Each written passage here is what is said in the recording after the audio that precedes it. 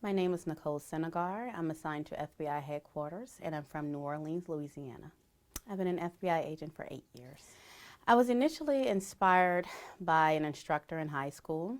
I didn't know anything about the FBI. He told me that I should aspire to be more than a police officer. And so I started researching and I saw that there weren't many African Americans in the FBI, and I saw that as a challenge. And so I said, you know what, I'm going to apply. I'm going to structure my path to be most competitive, and that's exactly what I did. Believe it or not, it would probably be cosmetology. In high school, I went to a career magnet high school in New Orleans, Rob Wayne, and I was in cosmetology. So if that instructor had never shifted my path, I would probably be a cosmetologist. Research, research, research. I didn't have any friends, any family who were, who had information about the FBI or who had information on how I could get in. So I did a lot of research on what was required from the time I set foot at Grambling State University. I made sure I took the proper courses that I needed to. I made sure I stayed away from credit cards to not have bad debt. I stayed away from the wrong crowd. I started to work out and get fit and do a lot of things that would make me a more viable candidate when I did apply to the FBI. And directly after undergraduate, I started grad school at Clark Atlanta.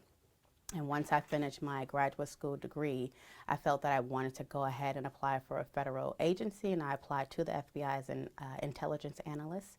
And that's how I started in the FBI, and that helped me prepare even more for the special agent career track because I got to know the inside workings of the FBI before I took that leap. So, stepping back from the supervisory role as a field agent, in which I was assigned to Houston, Texas, the most rewarding part of my job was working with victims of violent crime, victims of human trafficking.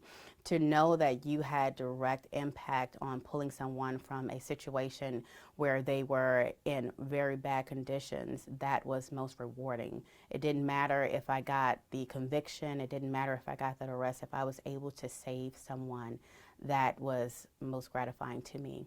In a supervisory role, I can still help others achieve their goals. I can still guide others to where they want to be in their careers. And believe it or not, that's actually rewarding as well. Personally and professionally, I learned that I am a go-getter. I learned that I will do whatever it takes to get the job done, even if I have to do it alone. And I learned how to really push past adversity.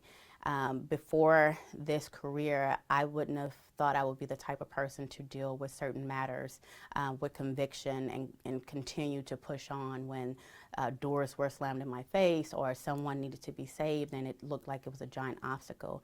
But in this job, I learned that, hey, I am a go-getter and I'm going to do what it takes to get the job done. Some of the myths you may hear is that you won't have a personal life, that the government is always in your business. That part is true. But truth be told, the FBI is really big on work-life balance. Your family comes first. Of course, the FBI mission is really on one of those top levels as well.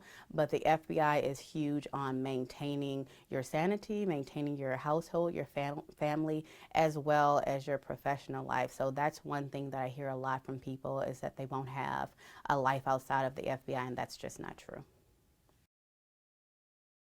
There are several. One that I heard was that black FBI agents are lazy. And I can tell you that is very, very far from the truth. And believe it or not, that myth has caused a lot of black agents to go above and beyond. So in all, you may get a better quality candidate with a African American agent because there are so many myths out there that African American agents are lazy. Believe it or not, my dream location would be the Human Resources Department right here in Washington, D.C.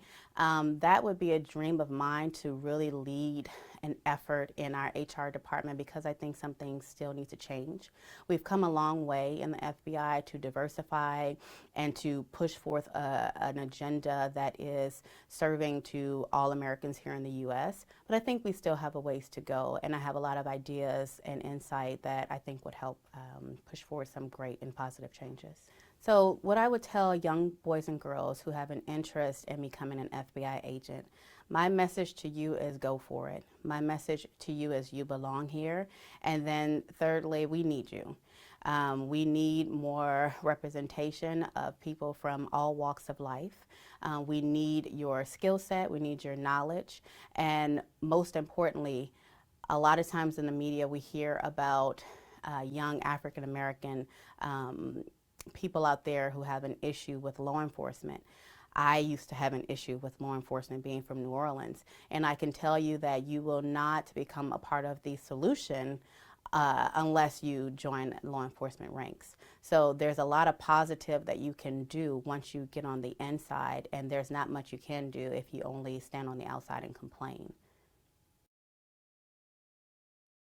I think more education, making a plan to really get out and show those uninformed communities that law enforcement is a entity that is welcoming, an entity that is rewarding and for everyone. A lot of times in minority communities, we only see law enforcement for reasons that are unfavorable. But to see a minority FBI agent at a school, at a university, saying that, hey, we want you to apply, we want you here in our FBI family, I think that can go a long way. So making sure we make a concerted effort to reach out to those communities and educate them on the benefits of becoming an FBI employee could go a long way. Oh, it's a must. It's a requirement. At the end of the day, I had a mentor when I was an intelligence analyst, and he told me if you give the FBI your life, right, for your career, once your career is over, you won't have a life, right? You'll lose your family, you'll lose your friends if you dedicate all of your time to your career, and it's just not worth it, and you won't be an effective agent. So what I do is I just maintain a balance. Everything has a time, and when it's time to go ahead and do that ops plan and do that takedown, make those rests and put in the hours to help myself or my colleagues, I'm there however long it takes. But there are times where you need to take a step back and take time for yourself, those mental health days, and I make sure I include those. When I plan out my months and my year, I have that time for myself. Egypt. I don't know why, but I would love to visit Egypt. I've been wanting to go to Egypt for years, and maybe I'll get there someday. In my spare time, I can be found doing anything dealing with the arts. I love projects and activities dealing with helping to enhance or create something beautiful. I love to follow natural hair type of dialogues and seminars. I love to go to art museums. I love to paint. I love to decorate. So anything dealing with either enhancing or creating beauty is what I could be found doing. It's called Homegoing by Ya Ghazi. Yes, that is a phenomenal book. If you have an imagination, it'll take you on a wild ride. I would definitely recommend it if you're someone that wants to kind of detach from the normal type of books and want to kind of delve into something that will really get your imagination going. So, Homegoing. Trap music. Yes, I love some Migos, and you can always catch me listening to some old school hip hop, R&B. I actually like rock music as well, so I'm pretty diverse. So there's a quote that I kind of repeat to myself, especially when I'm going through a hard time. Sometimes we can get into our work and it seems like there's no end of the road, or maybe we're facing a lot of roadblocks and things like that. It's something to effect of throw me to the wolves and I'll return leading the pack. And that is a quote that resonates with me because in all times when you're faced with difficult situations, you need to find that inner strength to keep going no matter if the odds look as if they're not in your favor. You have to keep going. For our U.S. citizens, right now, things are very uncertain. And the one thing I would love to share with you is the quote, trouble don't last always, right?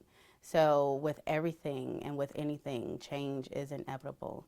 And we just have to remain positive and we have to remain educated and intelligent on what's going on in our country and around us. It's always important to know, hey, where you're going, even if it's to a movie theater, who's going to be there, your surrounding areas and things like that.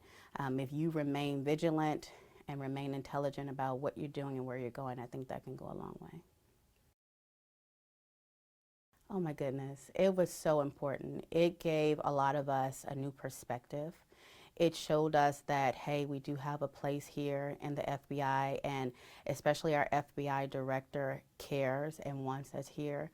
To be able to reflect on those who came before us meant so much to me as a younger agent, because I got a chance to see those who laid the road and laid the path out for me.